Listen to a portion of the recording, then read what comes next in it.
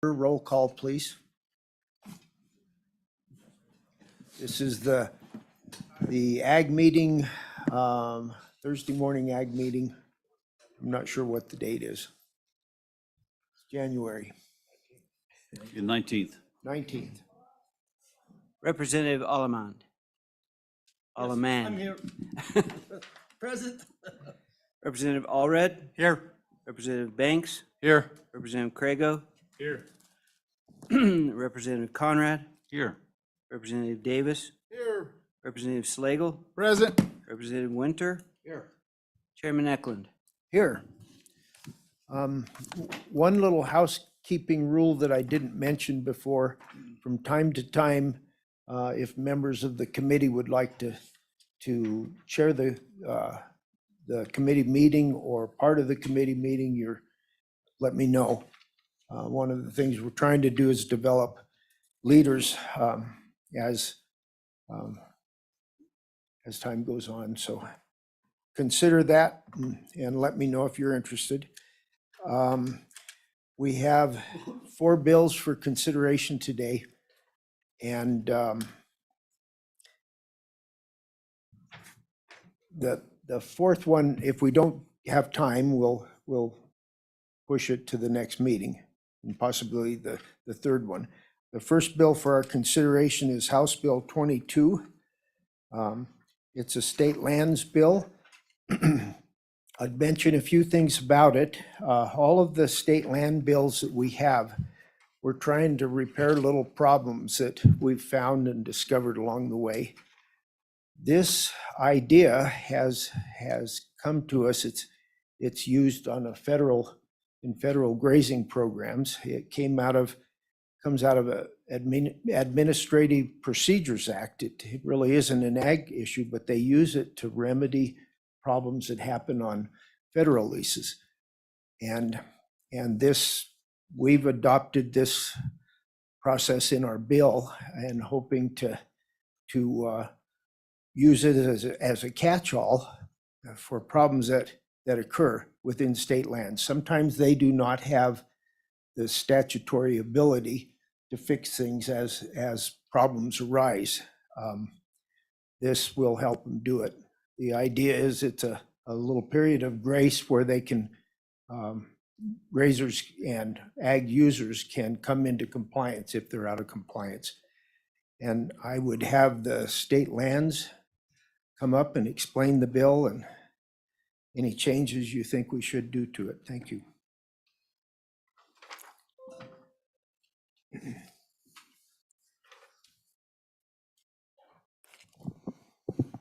Thank you, Mr. Chairman, and good morning. My name is Jason Crowder. I'm the Deputy Director for the Office of State Lands and Investments.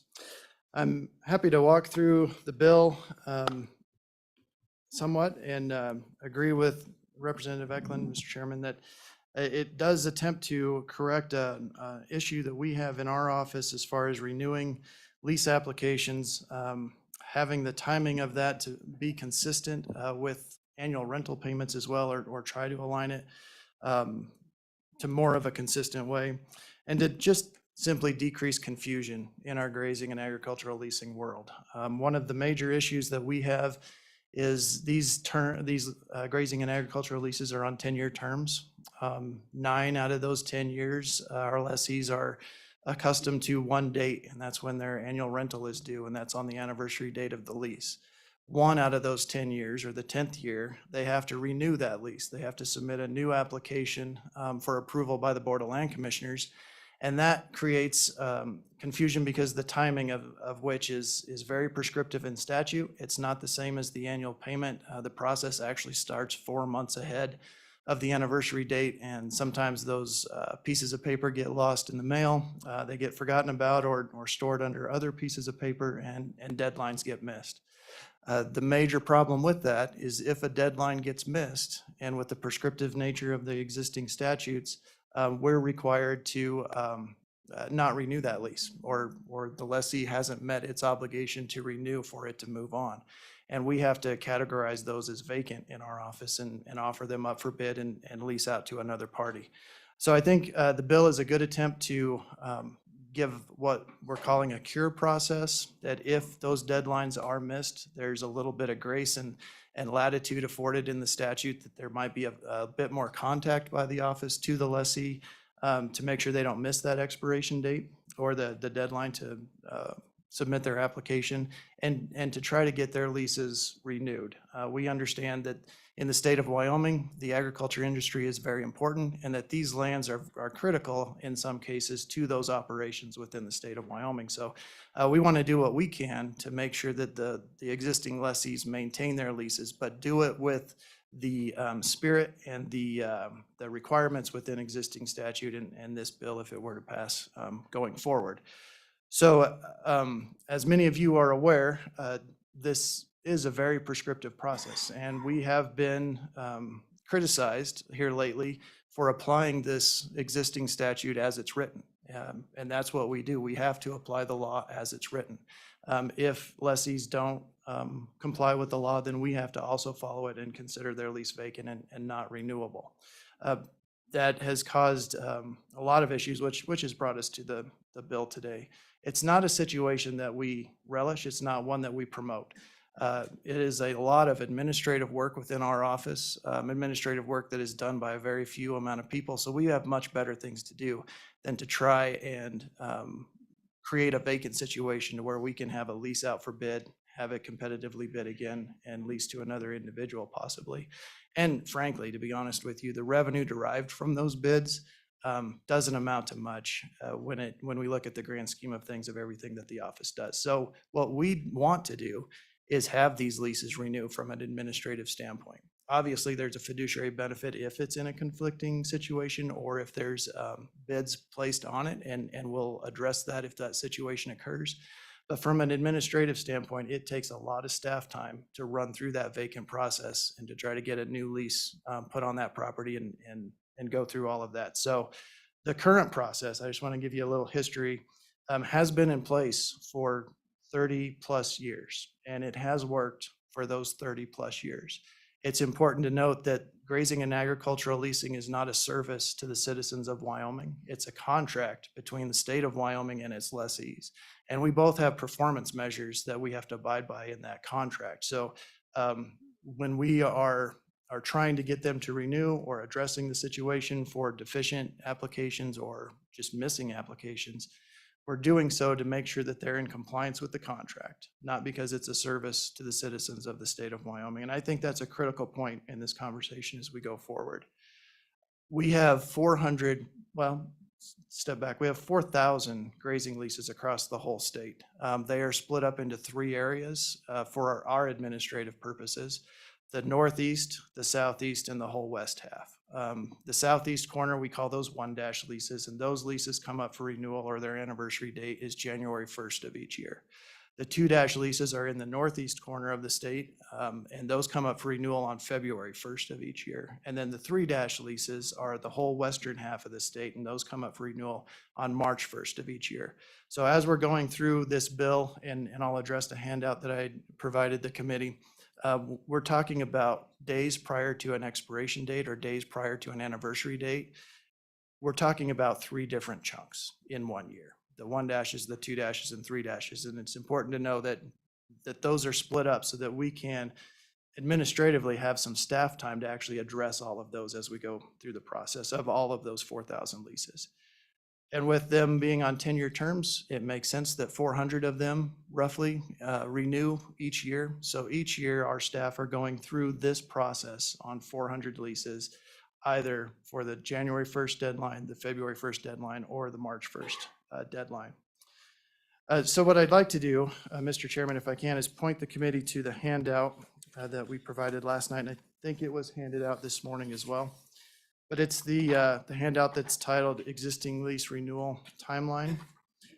And I don't know about you guys, but I am a visual learner, and reading it in statute is fine. But as you read this bill, you'll understand that it is very complicated. There's a very varied amount of deadlines that the lessees and the office must adhere to and go through. So I wanted to provide this to the committee to provide a little bit more clarity. And if you're a visual learner like me, you can see when the actual deadlines occur and who's responsible for it. We've split it up in color code. The black is the existing process. The burnt orange is the effect that House Bill 22 would have on the process. To further the current process discussion just a little bit and to further define or explain that we do try not to have these leases go vacant as much as possible. We understand when we get close to the deadline, which applications have come in and which applications have not. We keep track of that and we do that very efficiently in our office, and mostly because there's not a lot trickling in the beginning of the time period.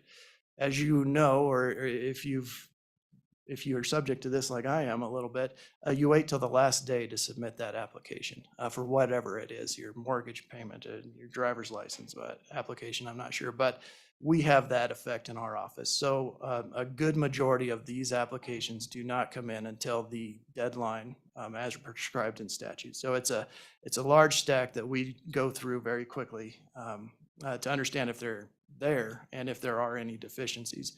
If we're missing some, when we get close to that deadline, we do an accommodation to the lessee. It's not prescribed in rule or statute, but we reach out to those lessees that are missing applications.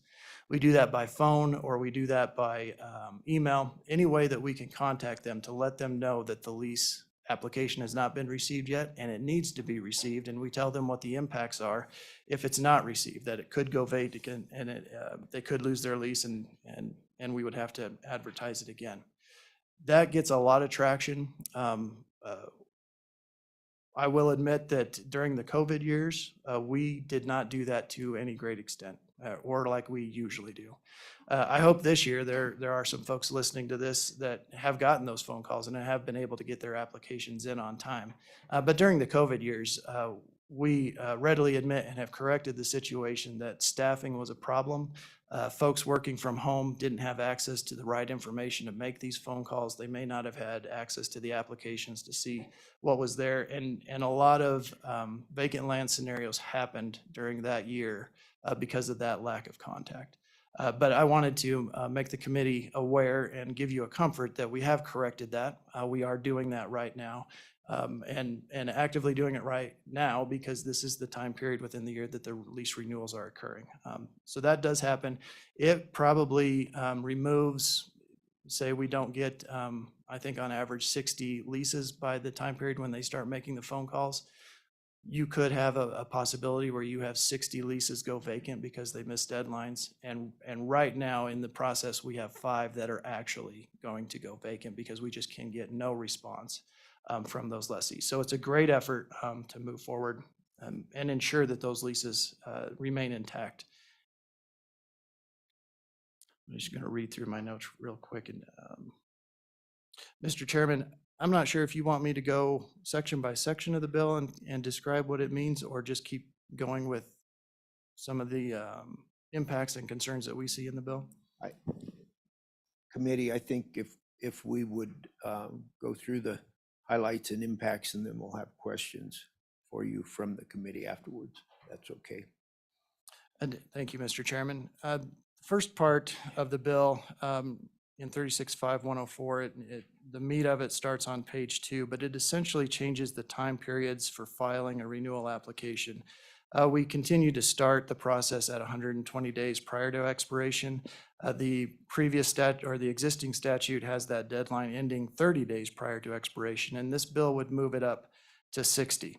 It does that to allow some notification by our office to those lessees, as I just described, who maybe haven't provided us their application yet, or we notice some deficiencies in that process. And in my timeline that I offered you, you can see that adjustment in the burnt orange, where we switch the existing lease renewal application submission deadline from 30 days to 60 days. That would be the new deadline for submitting that application. We then have 20 days, or the deadline of 40 days prior to expiration, to recognize a missing application or an application that has some deficiencies of any kind. They're missing a section, a critical section of the application that needs clarified. There's questions on the application, and again, they may not have simply submitted the application. It requires that we notify that lessee of that deficiency of whatever it is. The committee worked with us through the interim and helped us continue our existing process that we can make a phone call, we can send an email, we can do whatever we can to reach that lessee prior to actually sending a written notification out. Because sometimes it's just you missed checking a box. We make a phone call, they tell us we can check the box for them. We make a note of that. It's cleaned up. It's moved on in a very efficient way. However, like I said, there are times when we get no response from lessees, and the bill requires us to send a certified notice at that point so that we can track through written documentation that we tried to communicate with the lessee, try to get a response from them, and have that for our records going forward. The bill also provides some minimum requirements within those notifications, which is existing process now that we give them what the deficiency is. But it also provides that they have 30 days from that notice to respond to it. So you'll notice in my timeline, that brings us to 10 days prior to lease expiration, that the lessee has that amount of time to submit anything that was missing, bad renewal, or a missing application altogether by that deadline. And after that deadline, if we don't get any response from the existing lessee, then it would be in a situation where we can't renew it anymore, and we wouldn't recommend to the board that it be renewed because the lessee didn't comply with the requirements of the statute, and we would consider it vacant at that point. Now, I will admit, the timeline that I've provided you is with convenient days. That doesn't contemplate weekends, doesn't contemplate holidays. It also doesn't contemplate when the actual notice is served. All of the timelines within this statute are predicated on the fact that the lessee has picked up that piece of mail. We don't know exactly when that's going to happen, so these days are going to be a little bit gray or hard to adhere to because we couldn't do it exactly 60 days, 40 days, 30 days. So we understand there's going to be some flexibility as we move through the process in that.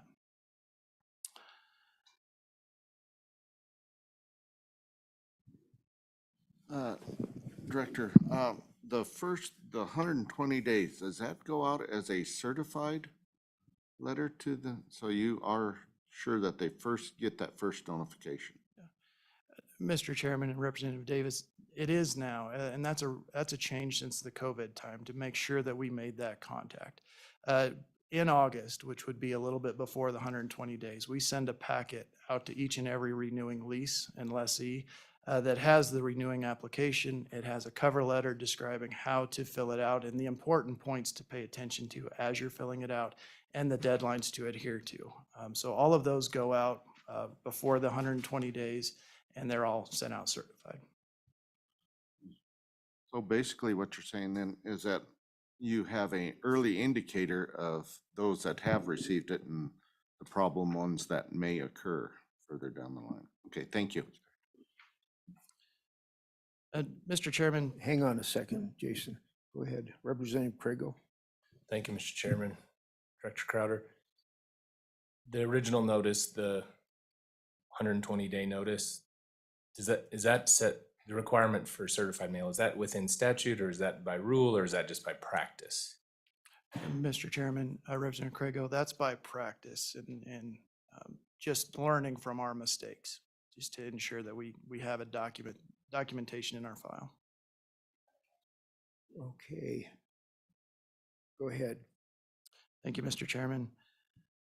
I think it's also important to note that the Board of Land Commissioners has also tried to clean up some of the confusion in this area, trying to truncate the questions and the size of the actual renewal application. It was 6 pages long prior to this summer. The board worked hard over the summer to really create an application that was efficient, very understandable, something that a lessee could quickly work through based on the requirements of existing statute as well. There are a lot of questions in there we have to ask, but they did a lot of work to update their application. So we've done that over the summer. This is the first renewal season that new application has been utilized, and we are seeing good impacts from it. We have an increased amount of of good and accurate applications coming into the office and a decreased amount of need for the office to actually reach out and try to find some clarification in there. So I want you to be aware that the Board of Land Commissioners are working on that confusion point too. To offer some amendments too as I go along, Mr. Chairman, we had worked with LSO during the interim. Find my page very quickly. It starts on page 2, line 11. We wanted to clarify a couple things because we're talking about a few different processes within this bill. We're talking about an existing lease renewal process. We're talking about a conflicting lease application process, and we're talking about an annual rental process.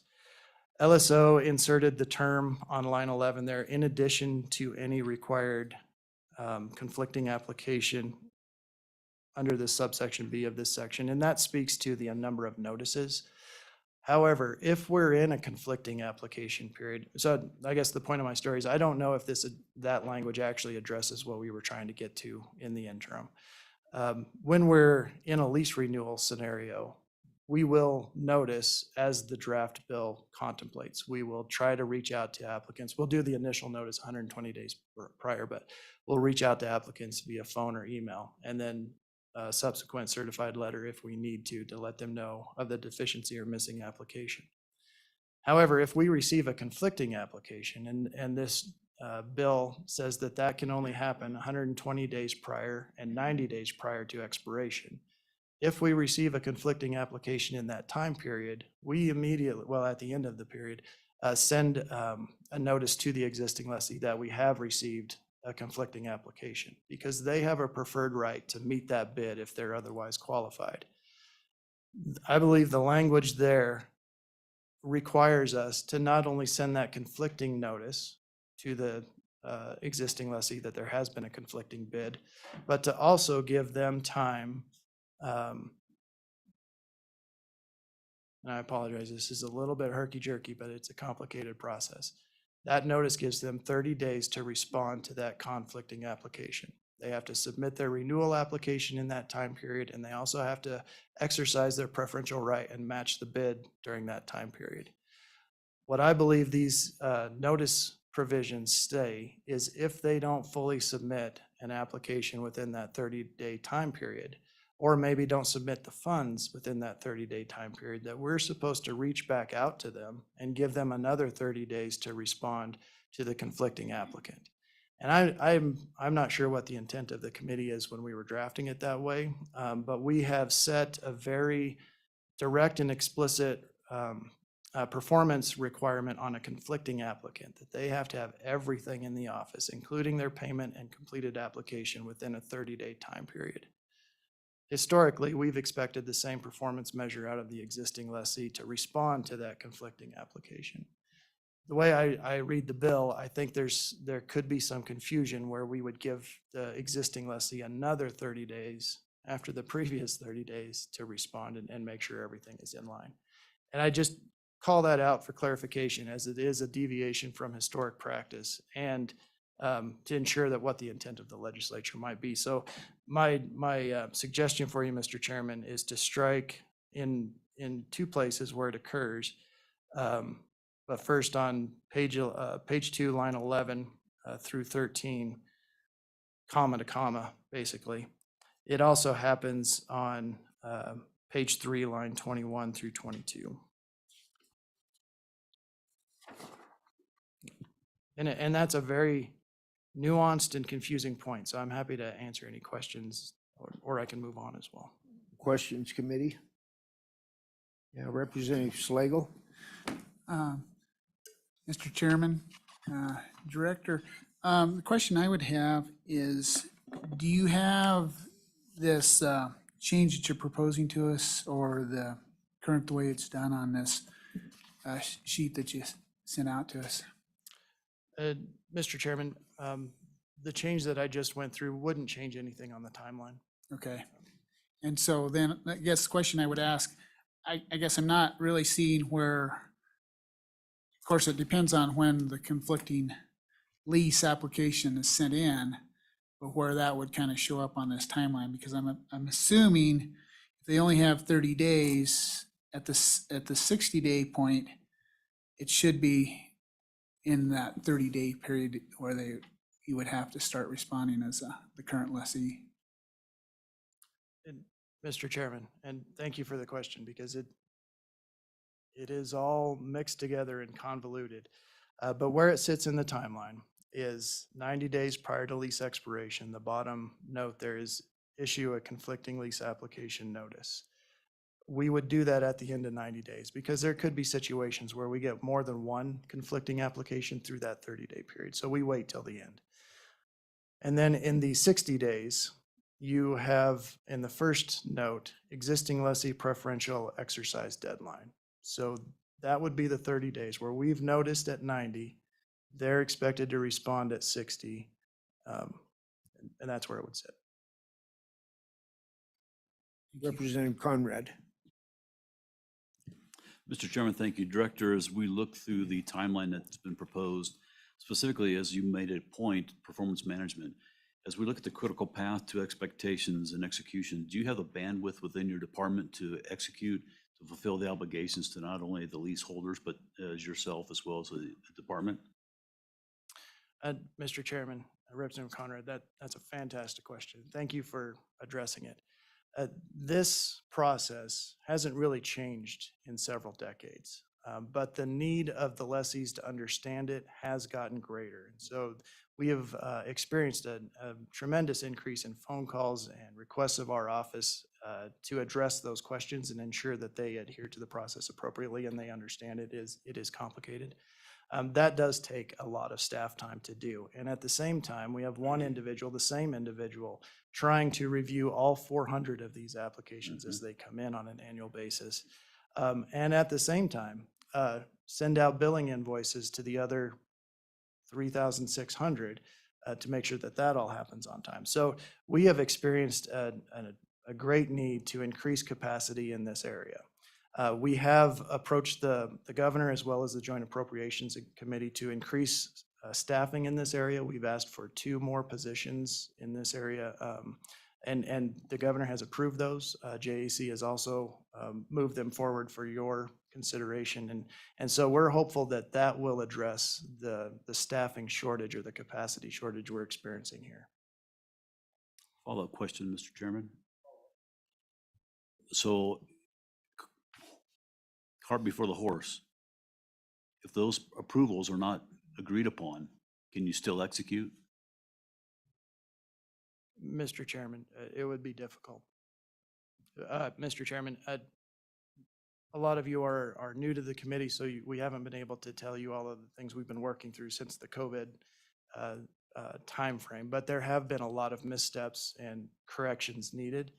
I think without staffing, we would continue to have those, and we would have to rededicate staff from other programs in the office to concentrate on this one to try to alleviate those as much as possible going forward. But that creates issues in other programs of the office. Thank you, Mr. Chairman. Representative Winter. Yes, thank you, Mr. Chairman.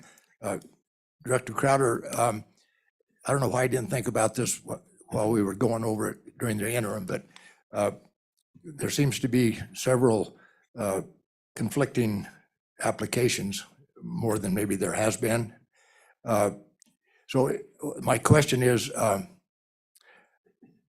much compliance does your agency do to verify that these conflicting applicants are indeed qualified to have one of these state leases for grazing? I know there's a lot of effort by different organizations to get rid of livestock grazing, and so do you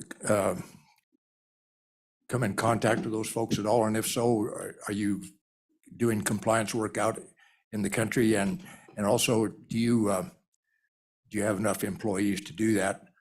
And have you been doing that? Thank you. And Mr. Chairman and Representative Winter, another great question.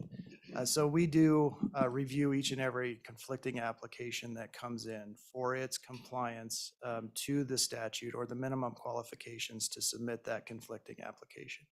The conflicting application has a couple, has a couple more minimum qualifications than just the general lease qualifications. So we do work through each and every one of those as much as we can. We also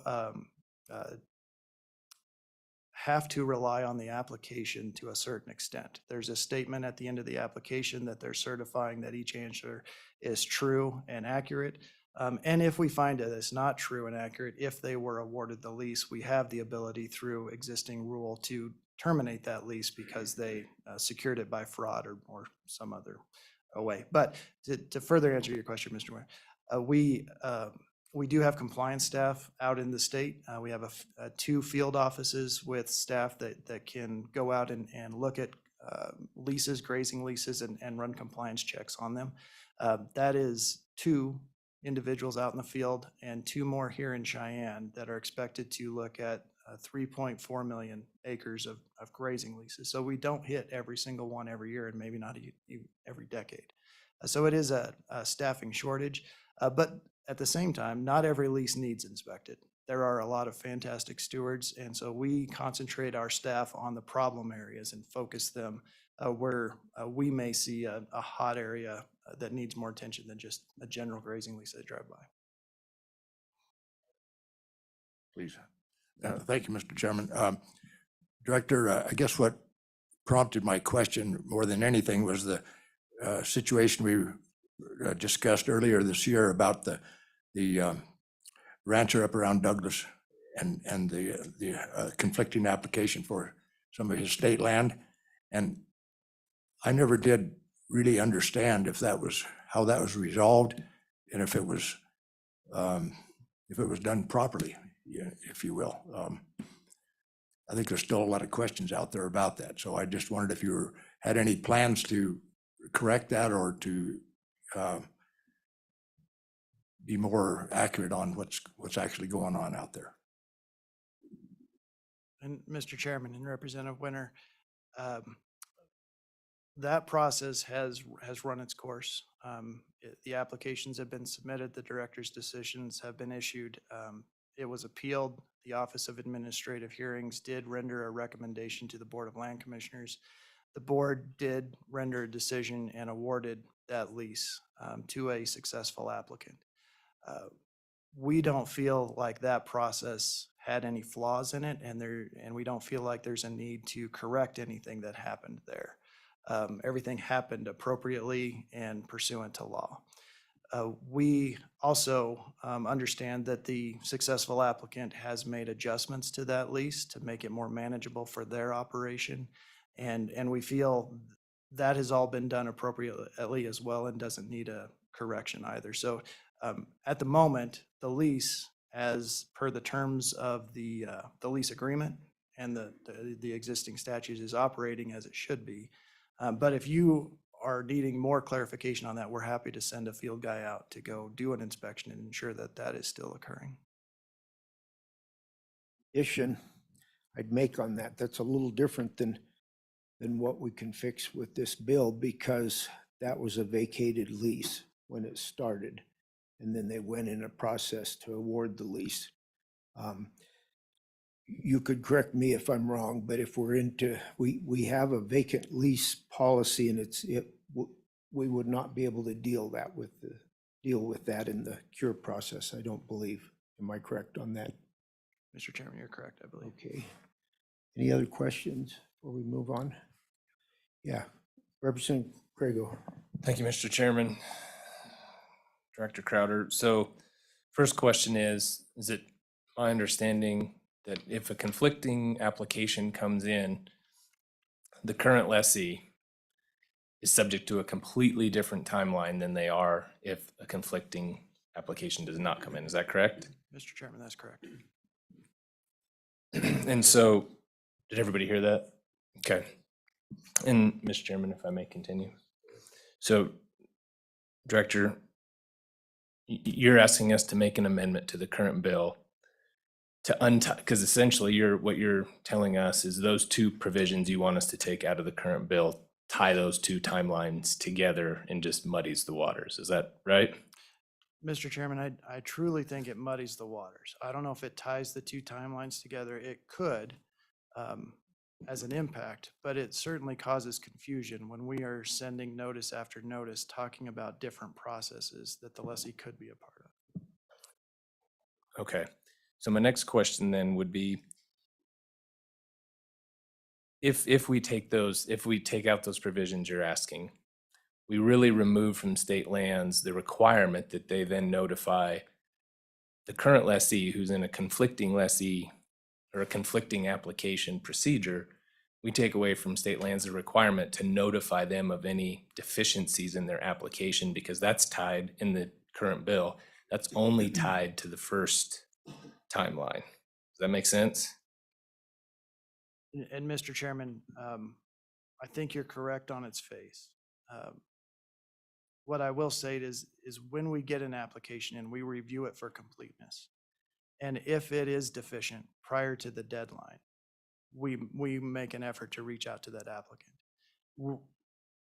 I did put in my note here because I wanted to research it and give you this bit of information, but when we're in that process, we can, or have had the experience that we can reach all of the lessees who are impacted by a conflict.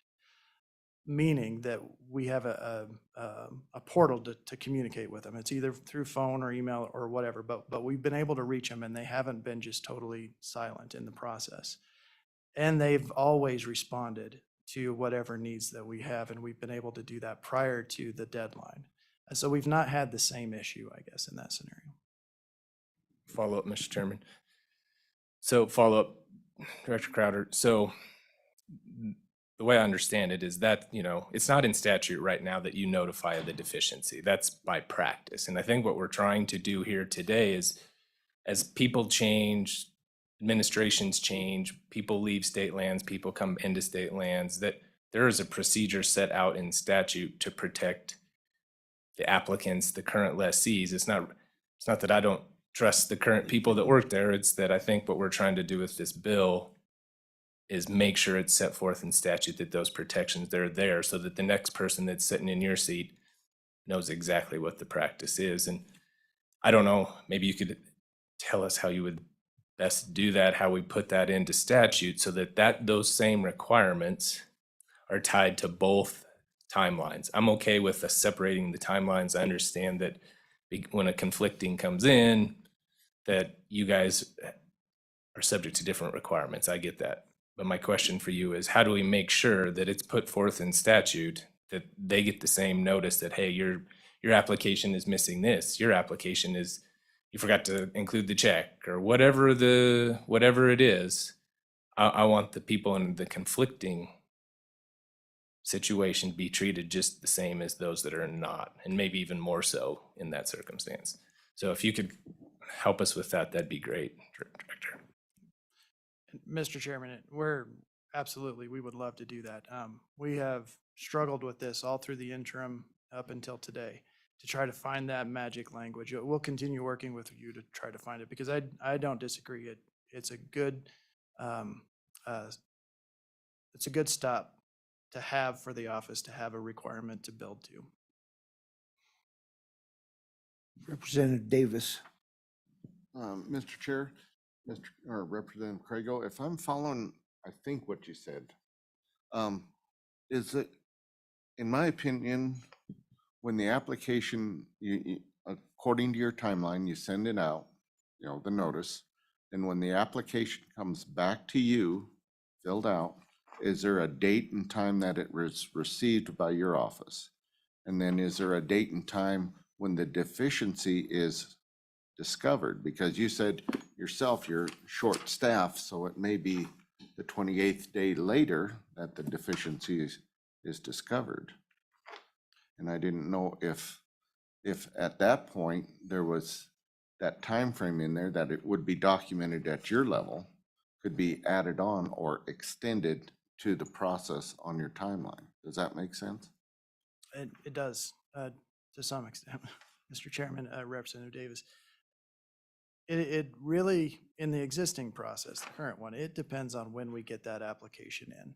If it's the last day, we're probably not going to review it for a deficiency unless the individual's standing right there, because there's just simply no time to turn it around and get that cured.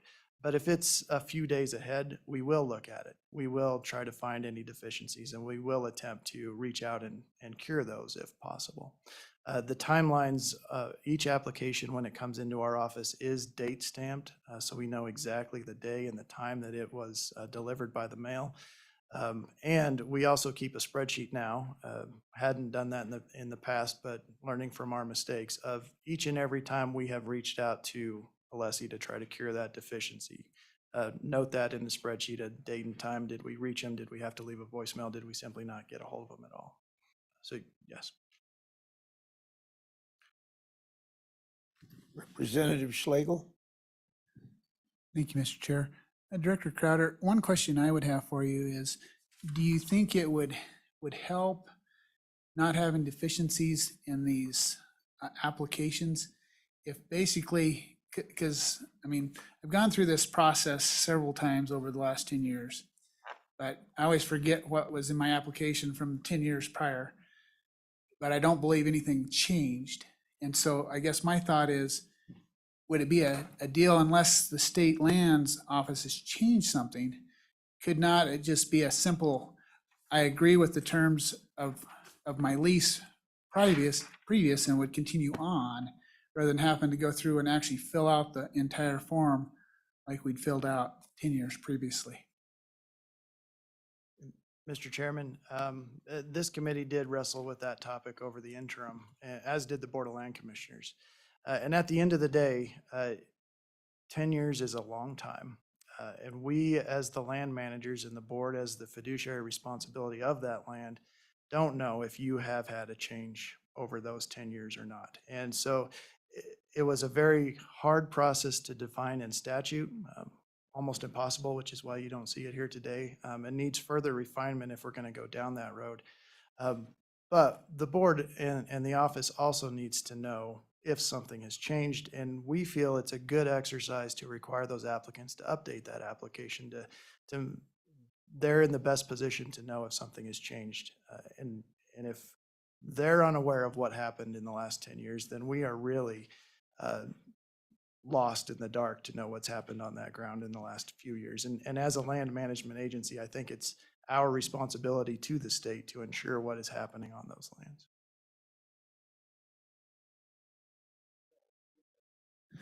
Thank you, Mr. Chair.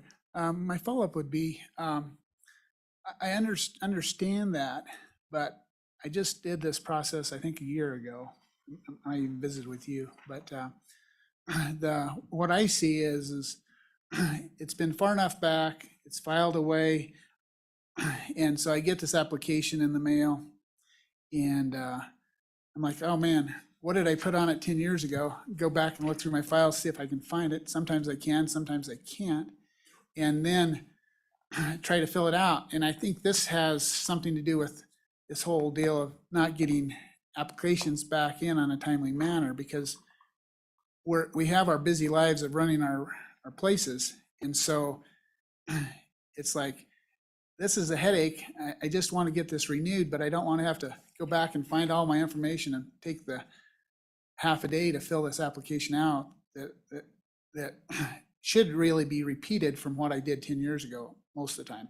And I mean, it could be, and I don't know how the state lands office would do it, but it looks to me like there's a lot of burden put on the current lessee to fill this stuff out.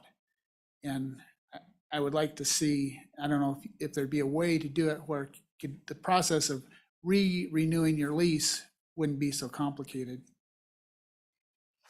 Mr. Yeah, Mr. Crowder. Chairman, Representative Slagle, that's the exact topic that the board wrestled with over the summer, and why they enhanced their renewal application to try to make it simpler so you wouldn't have to spend days and days and hopefully a little bit or more research to answer them. One of the key things that application change did was split core qualifications that you must meet as a lessee to renew, as described in the statute, and management or what we called additional items. So we need you to answer the core qualifications because the statute requires you meet those, and we have to ensure that you do.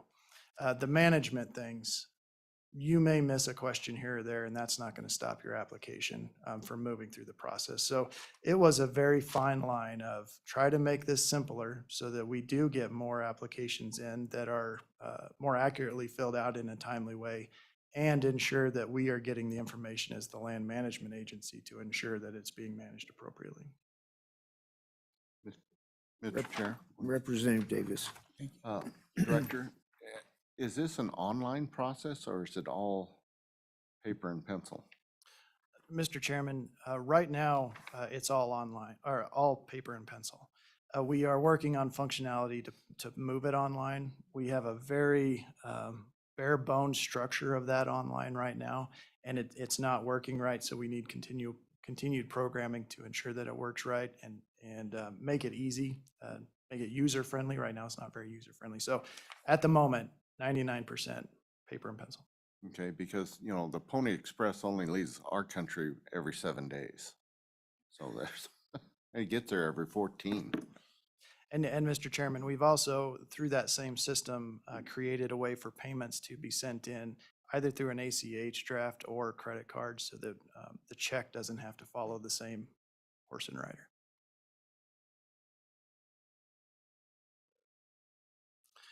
Mr. Chairman, the last part of the bill is on page 4, and it talks about the third process, which is the annual payment deadlines. What we've tried to do in these changes, or what the bill tries to do, is decrease confusion. When I first started this morning, I talked about differing deadlines and differing time periods, 9 out of the 10 years and the 1 year being different. This tries to marry up all the deadlines to that 40-day point where not only is the renewal application ultimately due at that point, but also the annual payment. We have a lot of comments come into our office that they thought the renewal application was due at the same time as their annual payment. So we're just trying to marry those two dates up to decrease confusion in the lessees. And Mr. Chairman, the last thing that I would note as a concern for us is the effective date. And that's on page 5. And the statute states that this act will become effective on July 1st, 2023. And I think the expectation is that it applied to leases that renew in 2024 because the process starts in 2023. We will need to change rules to comply with the statute if this bill is passed. We will need to go to the Board of Land Commissioners, I'll give you a timing scenario, in April of this year to ask for permission to begin the regular rulemaking process. The earliest they could provide that to us is April. We'll go through the regular rulemaking process as far as drafting it and putting it out for public comment. The earliest we could get a final draft or one that has been exposed to the public to the board is this June. They could approve it at that point, and then it takes another 75 days for those rules to become effective, which pushes us into August. And that's if everything aligns perfectly and we don't have anything else that gets in our way. If that's the case, then we will be just ready for those 1- renewals that begin on September 1st. If everything does go poorly, and we've experienced a lot of poorly things, then we will not have this set of rules ready for the 2024 grazing leases. And so we would ask that this statute be effective to impact those leases that are renewing in 2025 and the process starting in 2024. And how that's stated in here, I'm not sure. I would leave that to LSO to understand the timing, but the regular rulemaking process makes this difficult to meet this year's renewal process. Representative Craig. Thank you, Mr. Chairman. Sorry to keep bothering you. So I had a question on page 4 of the bill, and it's on the not less than 40 days before language on the annual rental, obviously different than the renewal. I'm just curious how many calls you actually receive or questions regarding the difference between renewal and annual payment, because I make my annual payments for our place on the same day pretty much every year, and I'm guessing 99% of the people do, and they expect it to be on that. It's, actually, we actually have two different versions, so we have some that are due January 1st and some that are due February 1st. But I make them, I know when I'm going to pay them, and I pay them the same day every year, and you're really going to mess me up if you move that 40 days. So I'm wondering how important that really is, and whether that's going to affect the office if we leave it as the actual renewal date, the due date that most of us have come to expect. Mr. Chairman, Representative Crago, you can look at it from a few different perspectives. The intent of this bill, as we talked about it in the interim, was to try to have less amount of leases go vacant because they didn't submit a renewal application. And the number of comments that you referenced is very small, but they're all on the part of the renewal application process, that they missed that deadline because they were expecting their annual payment deadline. So the intent of the bill is to clean up that process, and which means this could be a way to clean it up and decrease confusion. It also means there is a heavy educational lift required for those 9 years to pull everything in. And we fully understand that and expect that and are ready to do it as well. So you can look at it from your perspective and ensure that those payments are made on time, or from our perspective of trying to clean up the application renewal process. It's also important to note that notice going out 60 days before the anniversary date, payment due 40 days before the anniversary date is when it's late. 40 days to the anniversary date is a period of time where it's just out there. The bill requires us to notify at the anniversary date that we haven't received that payment, and then assess the 10% late fee. So in essence, and that's a 30-day notice to pay both of those, otherwise the lease goes vacant. In essence, that's a 70-day window to submit all of that in there. In that 70-day window, though, the lease does not go vacant. It does go vacant in the application renewal scenario. So when we looked at a way to try to clean up and clarify things, this was the piece that could use adjustment because it didn't have an immediate effect to lease going vacant.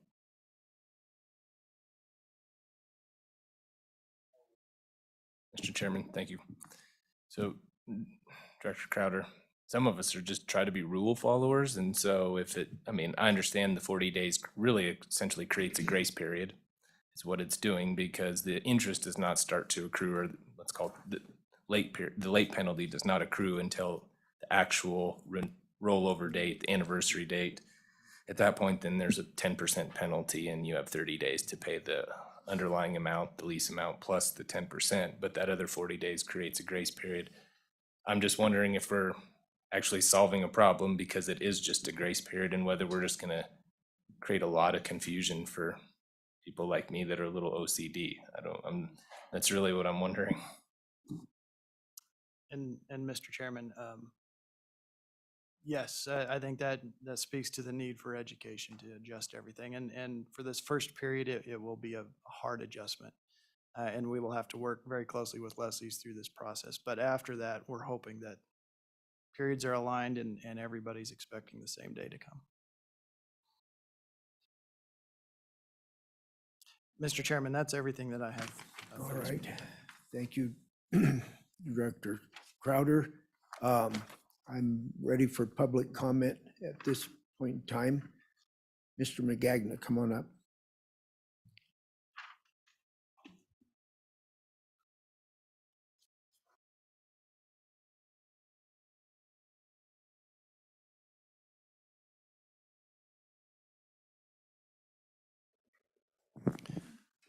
Mr. Chairman, Oh, yes, Representative Almond.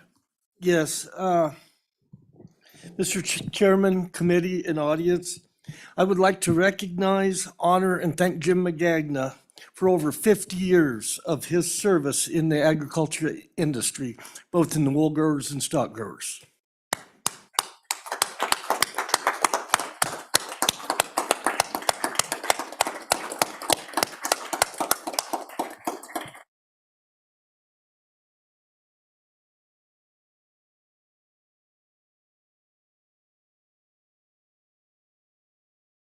Jim McGagnon with the Wyoming Stock Growers Association, today representing both the Wyoming Stock Growers and the Wyoming Wool Growers. And I'll try to be brief because I could go on a long time with regard to this particular legislation. Chairman Eklund, Representative Winters have heard that. But as a brief background, most of the things in this were brought to the committee by the Wyoming Stock Growers Association based on our experience in recent years, where I'm just literally been flooded at times with calls from grazing lessees, agricultural lessees who've run into problems. From our perspective, we see a number of issues there. Certainly, lack of personnel, the ability to retain personnel in the state land office is one we need to accept and recognize that that's been true. The second one is that almost uniquely, that office perhaps had a strong component of employees in this arena who spent their entire careers with that office. In one case, 51 years working there. And they knew all of these processes well. They knew most of the people who were the lessees enough that they could pick up the phone and have a conversation. Through time, we've lost that, so it's presented some new challenges. So while I may sound very critical of the office, what I'm more being critical of is that as mistakes have occurred, both on the part of lessees and on the part of the Office of State Lands, the lessees have become the victims of that. And that's what we're hoping to address here. So with that, just a couple of items in the bill itself, and we're strongly supportive of this bill, but I would note a couple of things. And I'll start with the first one who's in my mind. Representative Crago addressed this, Mr. Chairman, with the not less than 40 days on page 4, line 15. There's a century of practice of lessees of paying their leases by the due date. And do a few falter? Yes, and that's why we've built into this bill with a penalty, a provision thereafter. But to suddenly say now you're expected to pay 40 days in advance, there's no subsequent notice if you don't meet the 40-day requirement. There's no penalty if you don't meet it. It just seems to have been placed in this bill to create another level that I think most people, frankly, are going to tend to ignore. I've always paid my lease by my lease due dates, and that's what I intend to continue to do. So I would, first of all, urge the committee on page 4, lines 14 and 15 to strike that new language of 40 days, because I think it's just creates confusion among lessees. The second item, I would have to respectfully disagree with the recommendation from the Deputy Director to strike the language on page 2, lines 11 through 13, and page 4, lines 21 and 22. Putting aside the timelines of how these things work out, I believe if you read this, the notices that they talk about are very different. The first one is a notice of any deficiencies in the renewal application or non-compliance. The second one is a notice of conflicting lease applications. Depending on the timeframes, in some cases, perhaps those two can be complied with in the same piece of paper that's mailed out. It's not saying you have to send 2 pieces of paper out. What it's really saying is that these are 2 very different issues, and the lessee needs to be notified of both in a timely manner. One, whether there's a deficiency in the application. The second, whether there is a conflicting application. And I think to strike those would seem to imply that they don't need to have notice of both of those things. And so we would object to that. The third item that I would raise, and I'm not sure it can or should be addressed in this bill, but it ties into this whole thing. And I've had numerous people contact me about this. Say my lease expires January 1st, February 1st, or March 1st. And I file all the paperwork in order. The state land office gets it. But the process is that really I do not have a new lease until it's approved by the Board of Land Commissioners. Historically, in my knowledge, and when I was involved, the Board of Land Commissioners met monthly. Currently, they meet bi-monthly for the most part. And therefore, I get calls from lessees who say, I submitted all my things on time. My lease is expired and I'm putting livestock out there, but I don't know if I have a new lease or not. And so I'm not sure how that can best be addressed. Perhaps at some point there would be another notice that the state land office notifies you that your lease has been approved by the director and will be on the agenda for the next meeting of the Board of Land Commissioners or something like that to overcome that. And I'm not sure that that necessarily goes in here, but I think it's becoming an increasing issue because of the practice of less than a monthly meeting of that board. So I would address that point. Certainly the point that Representative Slagle raised with regards to the applications and needing to fill out all that paperwork. When the Office of State Lands brought before the Board of Land Commissioners this past year, the idea of doing 3 separate forms, one for renewals, one for conflicting applications, and one for new applications, we were very supportive of that. We submitted quite an intensive list of recommendations to the office with regards to the renewal application to simplify it as much as possible, including a line on there could say, send out the previous lease and say, please indicate any changes that have taken place. Review this carefully. And some of our changes were adopted. Primary one was that no longer, if you're renewing a lease, do you have to provide a map that shows where these lands are and where your adjacent private lands are and everything. We did get that eliminated, but I think there's room for additional improvement there. And finally, my last point, Mr. Chairman, to move this along is that we would strongly object to a 1-year delay in implementing this. These are real issues that are arising every day. And I understand the timeline that was laid out. But for example, if this bill moves fairly quickly through the legislative process, signed by the governor, the Board of Land Commissioners, State Loan Investment Board, often schedule a special meeting for something that has some urgency. There would be nothing would preclude them from scheduling a special meeting once the bill is signed and been gone through its process to initiate rulemaking and move this forward. And we would certainly commit to working with the office to make this process work smoothly. And we do believe it's possible to put this bill into place, put these important provisions into place for the 2024 renewal process. Otherwise, we're looking so far down the road, and the problems we're facing today are just going to multiply further during that time frame. With that, Mr. Chairman, I would happy to take any questions. Representative Conrad.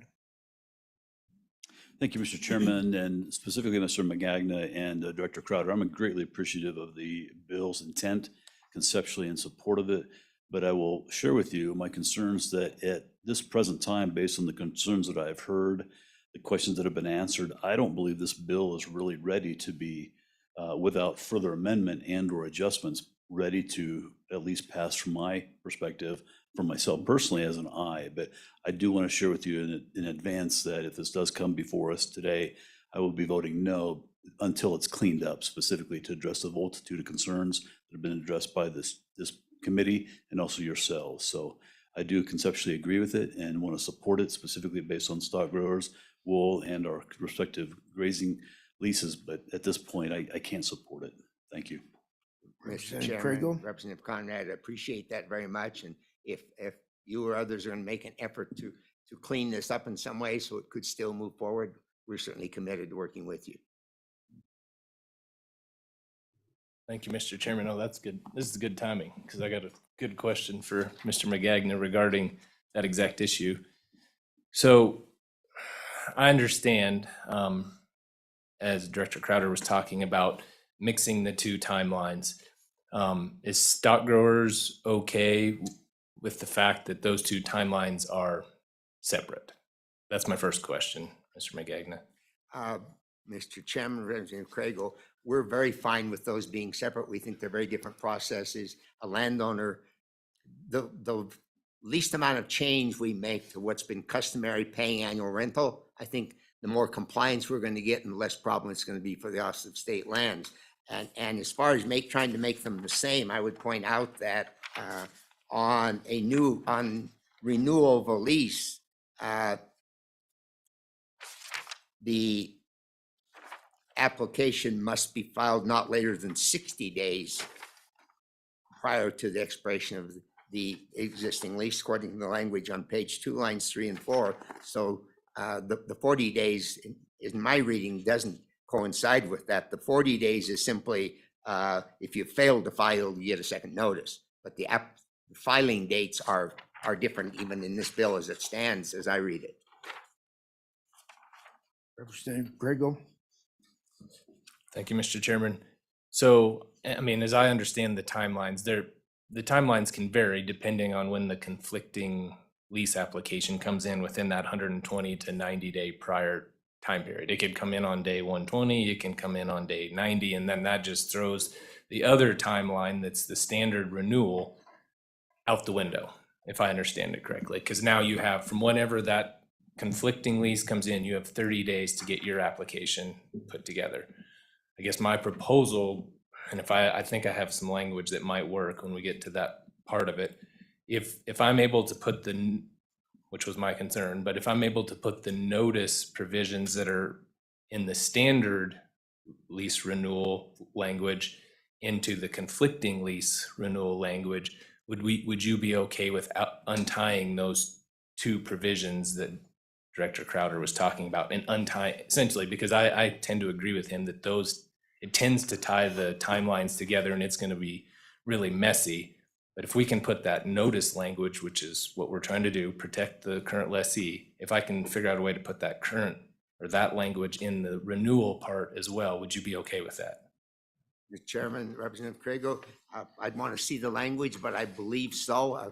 My concern with those two provisions is not that with timelines so much as they're two separate things. And I want to make sure that if there's a deficiency in the application, that one is addressed irrespective of whether there are competing bids submitted, and that if there are competing bids submitted, that is adequately addressed. But I believe that, if I understand you correctly, I believe that's something that could be accomplished. Representative Craigo? Thank you, Mr. Chairman. As follow-up, I think you will still end up with you could still end up with multiple notices, but I think they just would have different timelines, and those timelines would be distinct and they wouldn't be tied together, I think is what we would try to avoid. But because depending on how the renewals come in, it could, they could still conflict. We may have situations where you have multiple timelines running, but it wouldn't have to happen depending on how we were able to structure this language. And if we could do that, hopefully stock growers would be okay with that, but I'll try to get some language put together. Mr. Chairman, thank you, Representative Craigo. As you're doing that, if I might just point out another issue that has been arising that I'm aware of, and I'm not sure that this is where it could be addressed, but many of these leases involve multiple parcels, and conflicting application should be able to be made if someone's going to make it for a parcel out of that lease, not necessarily that a conflicting application has to be on the entire lease, because the factors that would be involved in deciding that, such things as contiguous land and that are required in the law, will be separate from one parcel from the other. So that's another complexity to keep in mind. Perhaps this one can be addressed through rulemaking and doesn't need to complicate this legislation, but just point that out. Thank you. So committee, one of the things that we can do here, I want to continue to work the bill. We have people here that want to give testimony yet to it. If we believe this bill, we can't work out the language that we'd like to see in the bill, we can move it to Tuesday. I don't mind doing that as long as we don't hash through the whole thing again, because we've got a lot of work to do and I don't want it to pile up. But Representative Craigo. Thank you, Mr. Chairman. Yeah, we could get all of our testimony in today and close public testimony today, and then just work the bill first thing on Tuesday. That would maybe give us a chance to work on some language there. Okay, well, let's continue with testimony. If the committee's okay with that, I think we'll just decide that ahead of time. Yes, sir, come on up.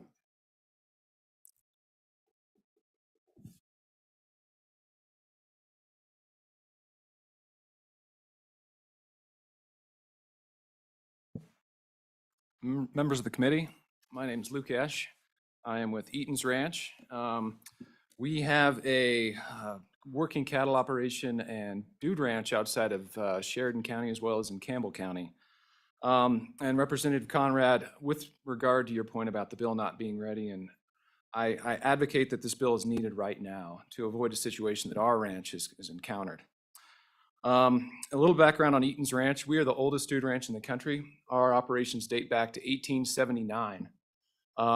We operate about a 200-horse dude ranch next to in the face of the Bighorns. And in the summertime from June till September, we have 1,500 guests approach our ranch. And we contribute a little over $200,000 to the state's economy in sales and use as well as lodging taxes each year. Our issue with state lands dated back to the fall of 2021. We received our renewal application. The ranch manager for the Campbell County ranch was fighting liver cancer at the time and was undergoing chemotherapy and waiting for a liver transplant. He was able to get the application submitted, but he failed to include a check with the application. The deadline was January 1st. We submitted our application December 10th, so 20 days before the deadline. We never received a call. We never received any letter. The first communication we had with state lands was when we called the state lands office to ask about the bill, the lease payment bill. That was about 10 days to a week before the expiration of our lease. We were notified that there was no check included with the application, so our lease would be vacated. I was very interested to hear about the normal process or the process that other folks get about phone calls or emails, because we did not get that. We tried to submit a check that day, in fact. I offered to run a check down that morning, and we were told in no uncertain terms that we could not do that and that our lease would expire. And it did expire, in fact. And that was back in February. So the need for this legislation is there. If there can be one ranch that can avoid the situation that we have gone through, then I would advocate that this bill would be well worth it. It wasn't until December of 2022 that I found out about the procedure where other folks were allowed to cure the deficiencies through the informal process. We wish we would have had that opportunity as well. But in no uncertain terms, this bill is needed, and it's needed now. I would join Mr. Magagna in pushing back against the modification of the effective date. To allow this issue to continue to happen without this statutory authority for the lessee to have that ability to correct the deficiencies, it has resulted in us, eventually, we've actually lost the leases to somebody who had recently moved to the area and had went through the bidding process. So 1,900 acres of our operations we can no longer use. Now, granted, we are appealing that process right now. One of the issues, it relates to the other House Bill 21, that individual that moved to the area and applied for the lease doesn't have access to all the parcels, but they were still awarded the bid. So at this point in time, things are up in the air, but this process is needed, and this is very important for the leasing, for the lessee. And with that, I would stand for any questions. Representative Conrad. Mr. Chairman, thank you. Mr. X, thank you for the clarification. Please don't misconstrue my earlier message. I want to make sure the bill's right so we can get it through as quickly as possible and expeditiously as possible. Let's get it right so we don't squander this opportunity on the floor. So I'm dedicated to working with my colleague, Representative Barry Crago, to get this knocked out immediately. So I just want to make sure that we're fundamentally sound as we move it forward so we're successful. Thank you. Mr. Chairman, Representative Conrad, I appreciate that, and I understand, and I do believe that this committee has the ability to, as discussed, to maybe work it a little bit and fine tune it to get to the point where it is ready to go. Because as I mentioned, if this bill can be used to prevent one of our situations, I think it is more than worth this committee's time. Thank you. Representative Banks. Thank you, Mr. Chairman. Thank you. Appreciate your testimony. It shares a common theme that I've heard around the state of problems with the State Lands Board and communication, and specifically. So I call your attention to page 2, Roman numeral I. Do you believe that that language is enough where it says be in an appropriate form of communication? Because would that be, does it seem like they could get away with saying, oh, we sent a letter? And we know how well sometimes snail mail works. And then you lose your lease because a letter was lost in the mail. Should we, in your opinion, include specifically phone call, email, something like that, to make sure that communication is existing between leasees and the office? Mr. Chairman, Representative Banks, I believe that the existing language provides flexibility for the director, the department, or the agency to use a combination of communications. And, that language at the very end saying then if there are no responses received from the lessee, then also in writing. So if they're not allowed, and my guess point being, if they say they picked up the phone and called, at least I hope there's some documentation of that phone call. But, I think that is, as it is, I think it provides the discretion to the director to use whatever means would be more applicable or appropriate. And I think, as more often than not, a phone call would be that means. So I don't want to tinker with the bill too much, going back to the point of, I think it is something that is badly needed right now. Thank you. So one of the things that I would tell you is we worked on just took testimony on a case quite different from yours, but the same deal. It was difficult to go through the process. It was appealed, and they didn't go to the finish line with the appealing process that they could have gone through. My recommendation is you make sure you go right to the very last appeal. I'm guessing you would.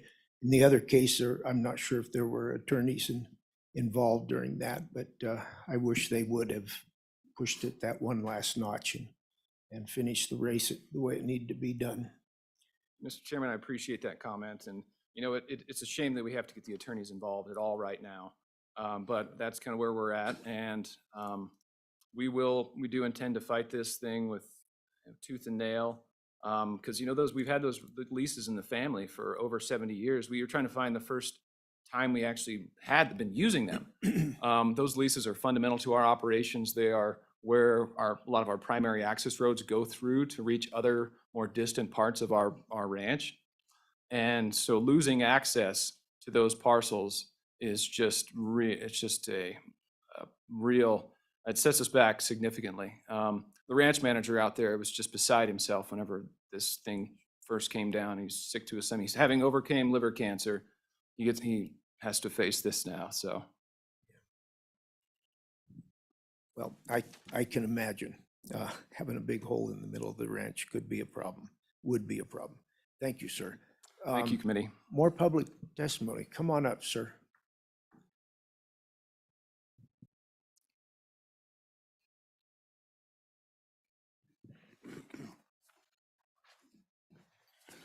Excuse me. I'm Robert Simmons. I am the general partner, along with my sister, on the Simmons Ranch in Sheridan County. In March of 2018, we missed the phone call, we missed the letter. Our fault. We took responsibility. As soon as the legislature was over and we got the phone call, went back to Sheridan, got the phone call. I came down, went to the state lands, it was vacated. So, number one, it was our responsibility to keep our contact information up. So we changed the phone number from a landline to a cell phone so that we'd get two different methods and put an email. So the question on that is, they ought to send out notices on whatever is on their records. If that includes an email, I'll just go from there. So we went out and then we got a temporary user permit. They were very gracious at the office at that time. We worked through it. I was in that office about a half hour. We walked out with filling out an application, the fees and everything else for the TUP. 2019, we get a TUP renewal letter. I run down, pay it. I happen to live in Cheyenne. 2020, we get a TUP renewal letter. I run down and pay it. I go, well, what's going on with our lease? What's going on with the bid process? We had the land inspected, a state employee had been there in 2019, no bid process. 2021, I know when the TUP's due, I get no notice. I go to state lands, I fill out the TUP, pay the application fee along with the grazing fee. That has never, to this date, been approved by the board. 2022 comes along. This year, we go to bid. The bid date that they had on here was June, it was in May. The bid date that ends on June 1st. Well, when I was filling out the application, I went online, come to find out that the application's on legal paper, what's online is on regular paper, cuts off the bottom half. Okay, I live in Cheyenne, I go to the office, take care of it. Finally, after the bid is due on June 1st, on June 6th, the board of directors, or the board, approves the cancelization that was submitted in 2018. That's 4 years, 3 months later than when it was wrote. Was that land legally vacated? I'm not gonna go hire an attorney to find out. I'm like what the last speaker said, what happened to us, we're trying to stop from happening to others.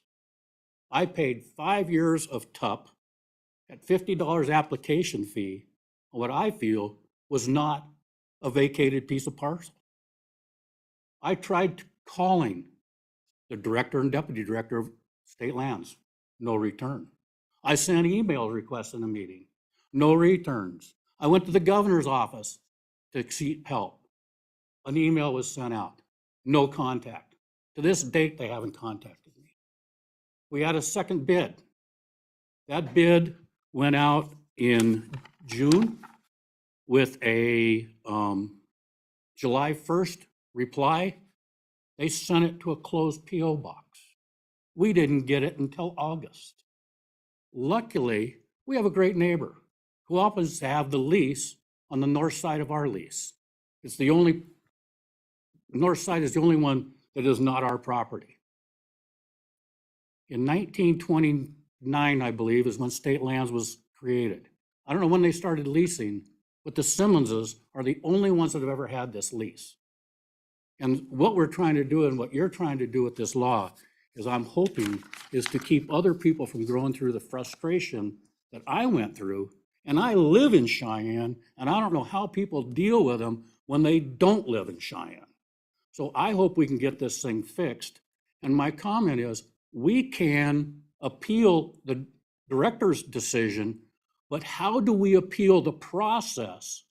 5 years is way long. This should have been done within a 2-year period, in my mind. And that was when I first talked to them, is what they expected it to take. It took 5 years. We now have a lease, and I have not seen the lease paperwork yet. Starting February 1st, they still owe me part of my TUP fees that I paid because of a months that we're gonna have in there. I get no contact from them. So hopefully we can get this bill done, doing what we can to work. I mean, I've been working with some others here, with Jim McGagnon and stuff, but it's just, it was very frustrating. And my father would be very disappointed in us that we did originally lose this lease, because that meant a lot to him. It was an integral part of our homestead. And by the way, this homestead's only 132 years old in the same family. My sister and I are now the 4th generation, and it's disappointing. So thank you very much for allowing me to vent a little bit. Mr. Simmons, where was this lease at? Our lease, our property is just east of the University of Wyoming Experimental Farm in Sheridan County, out on Wyarno Road. Okay. All right. Questions, committee? Are you still in an appeal process, or is it gone past that? I wasn't going to appeal the process because we got the lease. I could only appeal the director's decision on the lease. So I couldn't appeal the process. There's no way that I have found, looking at the rules or the law, to appeal the process of what State Lands did.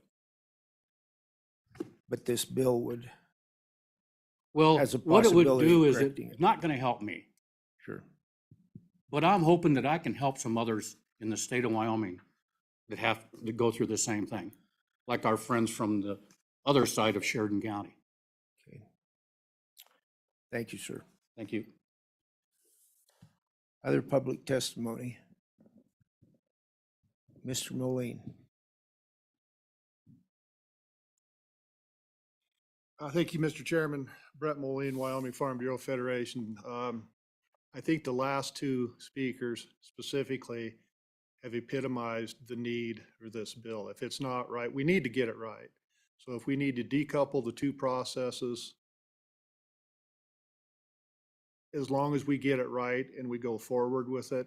And I think these last two speakers have epitomized again the need to get it done now. Delaying the effective date isn't a great idea. There's mechanisms within the Procedures Act, emergency rules, et cetera, that we can get this done and up and running. With that, Mr. Chairman, I know you're trying to be brief and I'm not doing a good job of it. I would sit for any questions. Committee. Thank you, Mr. Moline. Any further testimony? Okay, we'll close the testimony. I think we're all in agreement that we can work on this. The wind's supposed to blow today, probably for a while till it blows in warm air. So the snow's going to be in piles and we'll probably be snowed in Cheyenne here. So we might be able to work on this weekend. Yeah. We're going to step into, the next one was House Bill 21, I believe, on our list. And that would, you have testimony on that bill, don't you, Mr. Ash? Yeah. Well, let's get the expedited as much as we can. Director, come on up and tell us a little bit about the need for this bill and what we were trying to do.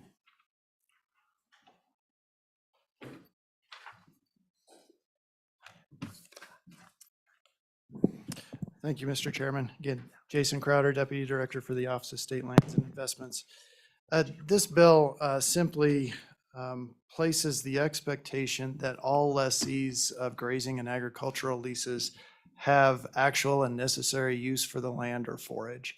Historically, this requirement has been placed in the vacant land leasing process or in the renewal process of a conflicting applicant. And it never really held at the level of an existing lease or that lessee. So what we're simply trying to do is clarify that the expectation of all grazing and agricultural lessees or applicants is that they have actual and necessary use for the land and the forage. Practically, we give, or the Board of Land Commissioners approves leases for the purpose of agriculture and grazing. Specific to that purpose, it doesn't do it for open space. It doesn't do it for removing livestock from the property. It's for that purpose. And if you don't have that purpose, you don't get that lease. There are obvious range management practices within a lease that may stop somebody from using a particular parcel during the life of the lease, but the intent is that it's used for agriculture and grazing purposes. So at the end of the day, that's the intent of the lease, but we're just simply clarifying that all users in an agriculture and grazing sense have actual and necessary use of the land or forage. Happy to answer any questions. Questions, committee?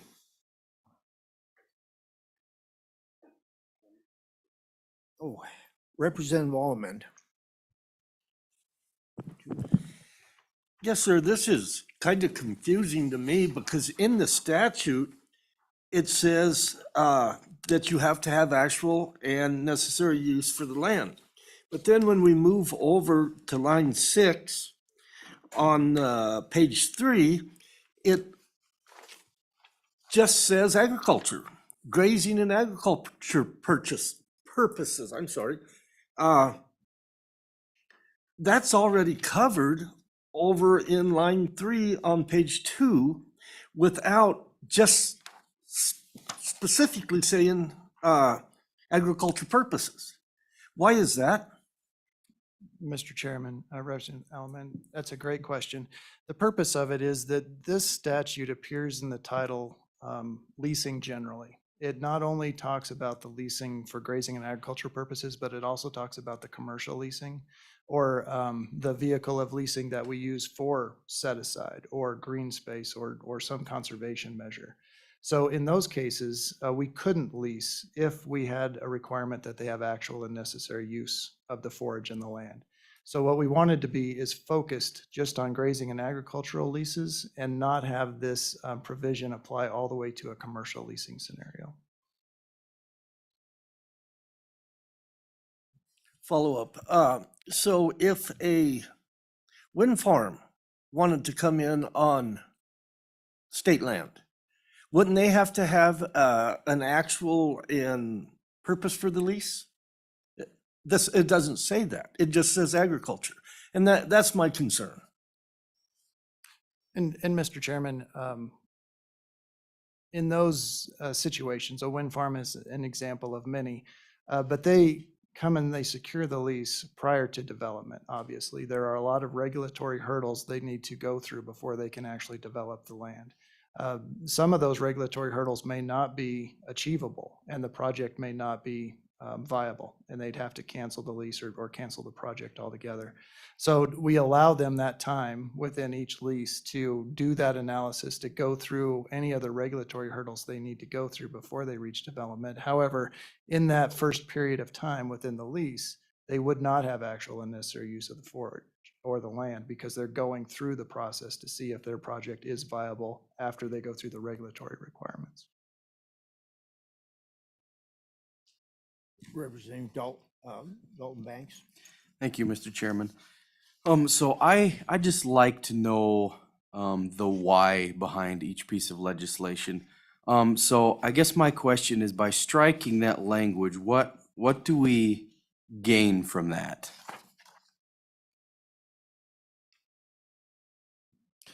Mr. Chairman, Representative Banks, it's a good question to ask the why. The Stock Growers Association has a great response for you for that.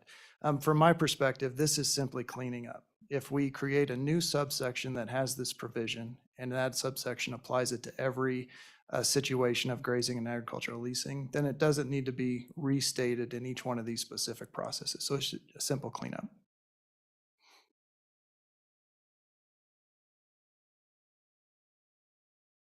We'll open things up to public testimony. Mr. Magagna, come on up. I think you can clear up some of the confusion as to why this is a helpful bill to agriculture.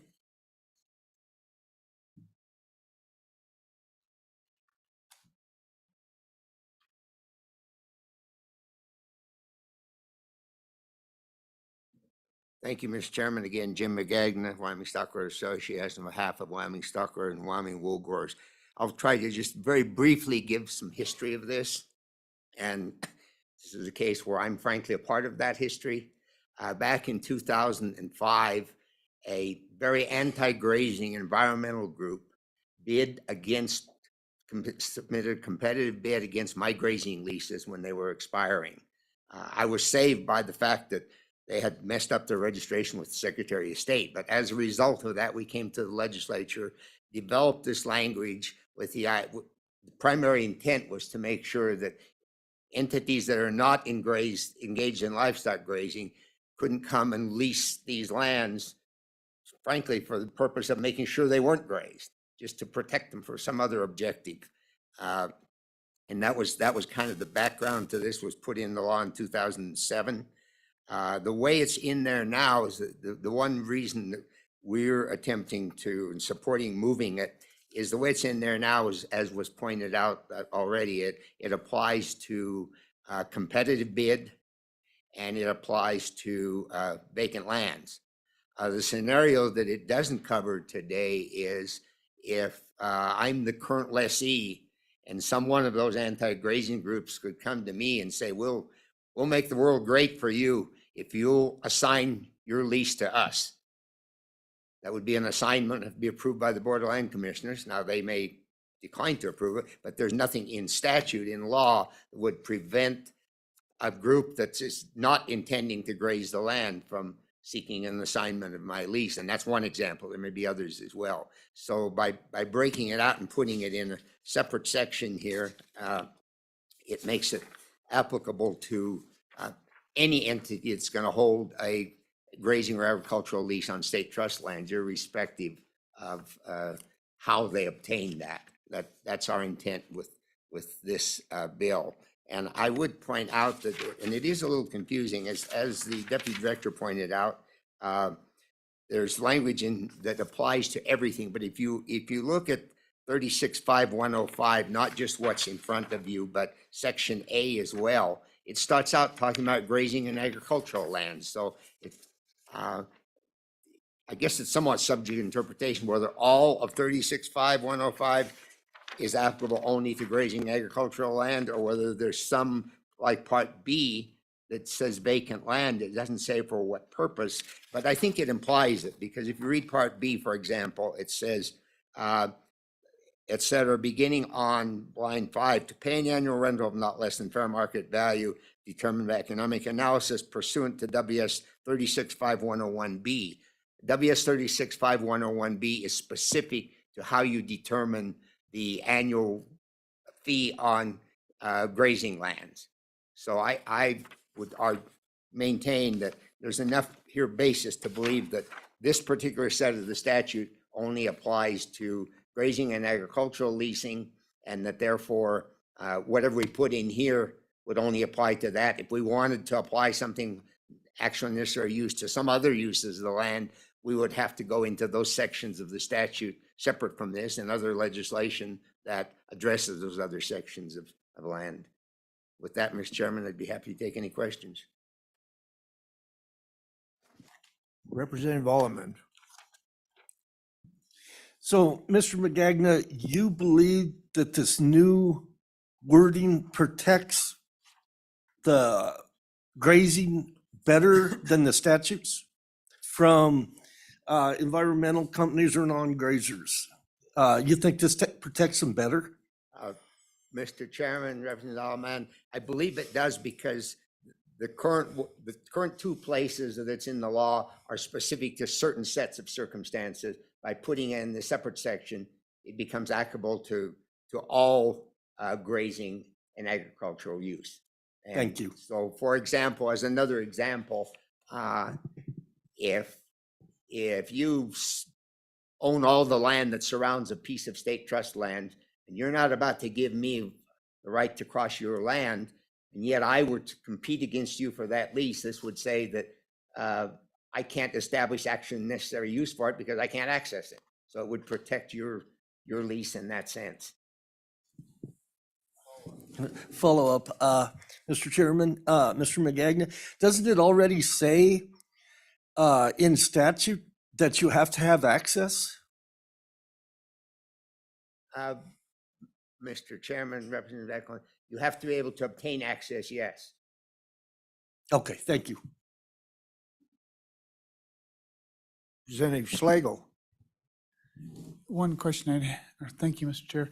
One question I have for you, Mr. McNagna, is by moving this to a separate subsection, is there no fear that at some other legislative session, all they'd have to do is strike one subsection, and then grazing would be totally left out of that deal for leasing state lands? Mr. Chairman, Representative Slagle, certainly, I mean, future legislators could do anything. They could strike this whole section of the statute. But I think that both legislators and those of us who represent the industry would be alert enough to it that whether it's in two places in existing paragraphs or whether it's in a standalone paragraph, isn't going to impact the fact that we would be aware of what's happening and be standing up to oppose it.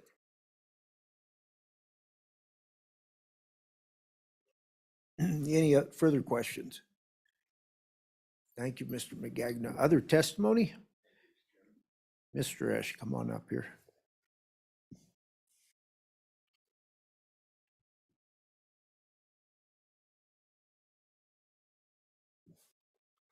Mr. Chairman, members of the committee, Luke Esch, Eaton's Ranch, Wolf, Wyoming. I won't take too much of your time, but getting to Representative Alaman's point about access, the statute currently reads that in order to be a qualified bidder, you have to can gain access to the land. Certain state leases are often bid in different parcels, so you might have access to one piece, but not all of the pieces. If I proposed some amendment to the committee that they handed out previously that would provide some clarification that to be a qualified bidder, you would need to have access to all portions of the lease. This would prohibit a situation where you have somebody who has access to one portion of it, maybe not even the majority of it, but can still compete against you for that lease. In that situation, you would have a certain amount of that lease which would not be utilized, considered waste of that resource. So that is why I put this forward to the committee, and with that, I'll stand for any questions. Questions, committee? Okay, Thank you. thank you. Other public testimony?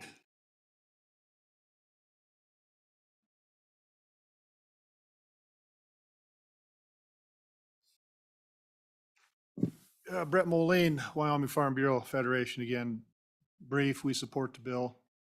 With that, Mr. Chairman, I would sit for any questions. Questions? Okay, Representative Banks. Thank you. Mr. Moline, what do you think about the proposed amendment of all portions of the lease? Mr. Chairman, Representative, have seen the amendment. Gut reactions, I think the previous speaker is exactly right. If you don't have access to it, you can't use it, are you utilizing the resource for the benefit of not only the resource, but the reason it's being leased out? So gut reactions, I would probably support it. Appreciate it. Thank you. Oh, thank you. Representative Schlegel? Thank you, Mr. Chair. Mr. Moline, question I would ask, if we do amend this and put another, move the deal to subsection J, my question is, should we actually move that subsection J to A and then re-letter our other subsections? Because this looks to me like it's an important subsection to have. Should be a priority one as we read through the statute. Mr. Chairman, I'm not quite tracking what you're saying.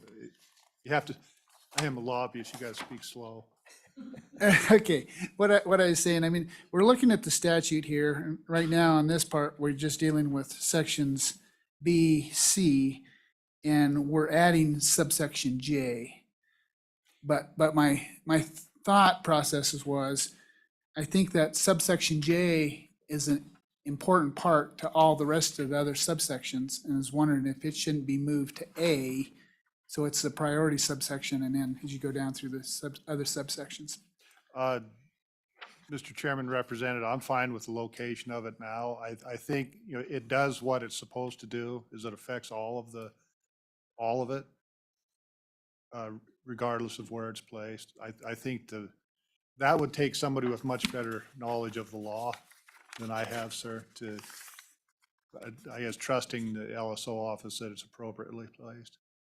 I think usually we add it next in line when we're adding to statutes. It's also easier to know what the newer statute changes are as well, I think. Further questions? Thank you, sir. Thank you. Any further public testimony? Okay, we'll close public testimony. Committee, what's your pleasure? Been moved and seconded? I'm not sure who moved it. Banks? And Allred, seconded. Changes and conversation on that committee. Mr. Chairman, that was Allemand on the second. What's that? Allemand on the What second. did I say? All red. Well, excuse me, you guys. All right. Alderman, discussion on the bill? So we're this is on the fly, but we were trying to sort out whether this amendment would help the bill or not. Right now, without further looking into it, it may not. And we'll have other opportunities to amend the bill later on. So if no one's comfortable with changes or amendments,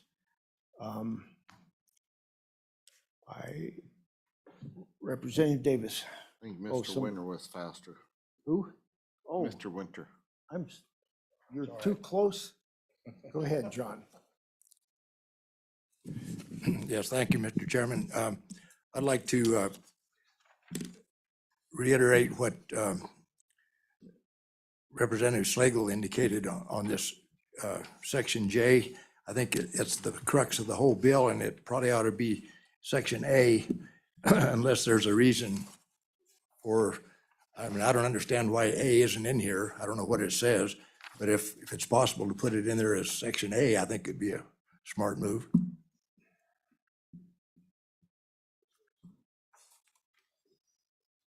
I've got that statute right here.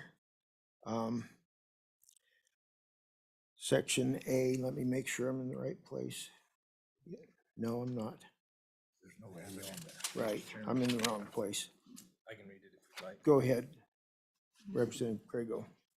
Section A, 36. We're talking about the right one, yeah, 36.5.105. All state lands leased by the State Board of Land Commissioners, comma, for grazing and other agricultural purposes shall be leased in such manner and to such parties as shall inure to the greatest benefit of the state land trust beneficiaries, period. So that first A describes, I think describes what they're trying to do. Go ahead, Representative Slagle, in the statute. Mr. Chairman, in response to just, although we don't I don't know if we have a motion on the table or not, but I'm gonna go ahead and discuss it as if we do. But in response to Representative Winter's comment and also to Representative Slagle's comment, I don't really think this, we have drafting, LSO has specific drafting techniques, and one of them is not to move things to the top, because as soon as we do that, we are redrafting entire sections of statute, conforming amendments. All of Title 36 will get changed by moving one thing, and I don't think that's something we want to do today, and it's not, we don't want to slow down our bill. This is a pretty important bill, and so I would urge us not to go down that road. I rescind my amendment. Oh, okay. Yeah, that was a good description of it. I know we don't do it. I didn't know why for sure, but I presumed it had something to do with rewriting things. Go ahead, Representative Allred. Thanks, Mr. Chair. There was also an amendment offered to make this effective immediately. I don't know why we would have to wait for January 1 on this. And so that would be my comment.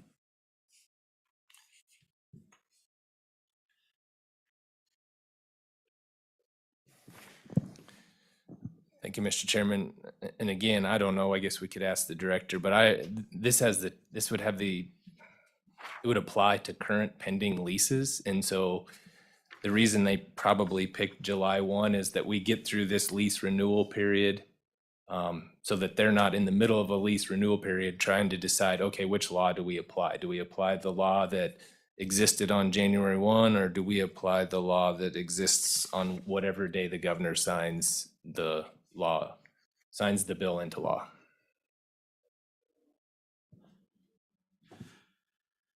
Mr. Chairman, I just make a motion that we call for roll and vote. Okay. Everybody finished? Were you finished talking? Nope.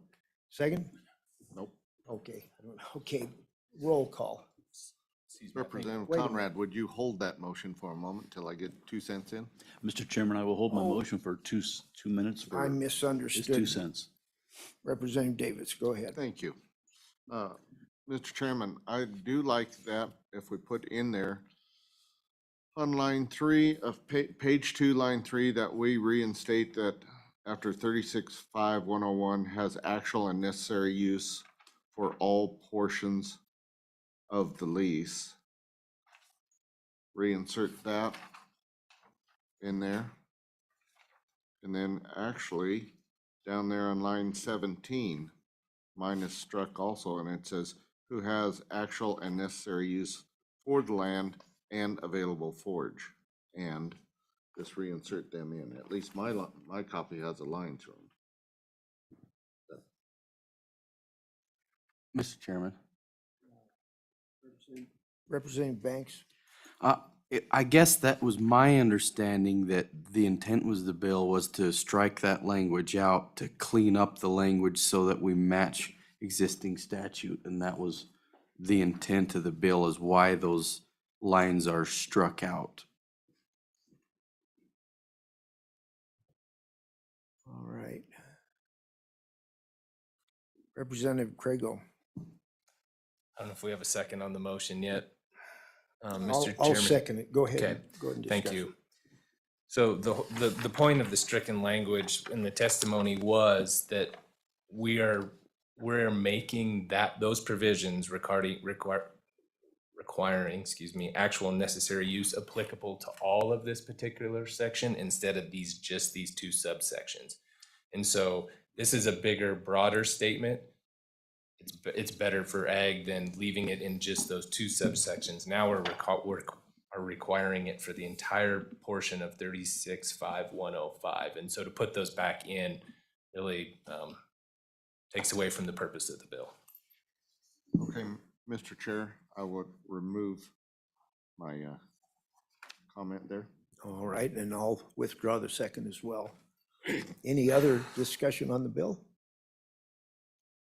I think we're ready to vote. Roll call. That would be roll call.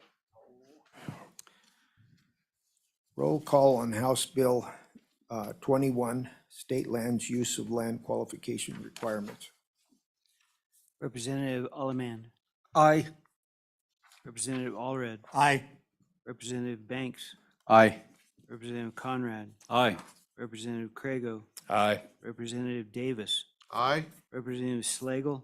Aye. Representative Winter. Aye. Chairman Eklund. Aye. Thank you, committee. That's going to conclude what we'll do today. We have about 5 minutes to get back upstairs, and this is a committee that we try not to be late to the floor. I've not done it yet, so let's try to keep it that way. The meeting is adjourned.